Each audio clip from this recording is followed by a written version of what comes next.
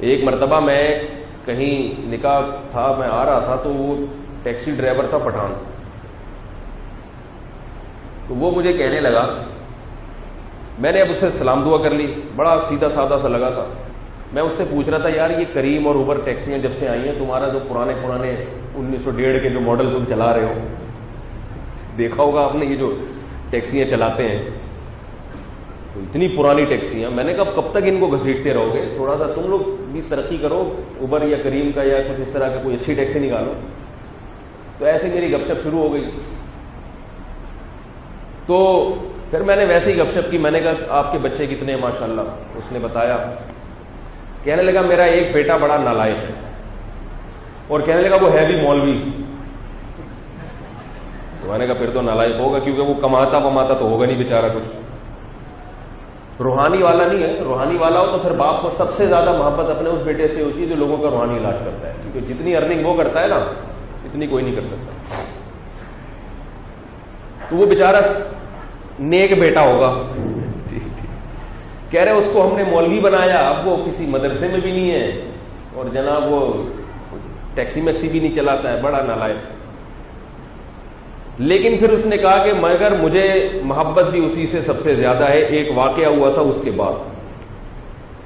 میں نے کہا کمال ہے یار، آپ کو اس مولوی بیٹے سے محبت زیادہ ہو گئی. کیا واقعہ ہوا تھا آپ کی زندگی میں؟ وہ حسین لمحے کون سے تھے کہ بیٹے نے ایک ایسا کام کیا جس کی وجہ سے آپ کو اپنے بیٹے سے محبت ہوئی؟ کہہ رہا ہمارا اپنے بیٹے سے کبھی نہیں بنتا تھا، ایک بات ہوا جس سے ہم کو محبت ہو گیا. ہم نے کہا ارشاد، ہمارے بھی علم میں اضافہ ہو. کہنے لگا ایک دن کیا ہوا ہے کہ وہ اپنے اسٹائل میں بتا رہا تھا نا، ایک دن کیا ہوا ہے کہ وہ ایک شخص نے، زیادہ اسٹائل نہیں بناؤں گا میں، تو ایک شخص نے کیا کیا کہ ہم کو برا بلا کہا. کیا کیا کہ مجھ کو برا بلا کہا. تو ہمارا جو دوسرا بیٹا تھا نا وہ چپ بیٹھا ہوا تھا، اس نے پکڑ کے کوٹ دیا اس کو. یہ جو سب سے نالائق بیٹا تھا اس نے پکڑ کے کیا کر دیا؟ تسلی سے اس کی طبیعت دھو دی، اس کے صغیرہ کبیرہ سارے گناہ معاف کر. حالانکہ وہ تھا بھی طاقتور، کمزور نہیں تھا. جس سے لڑائی ہوئی ہے وہ بھی ایسا نہیں کہ کمزور آدمی.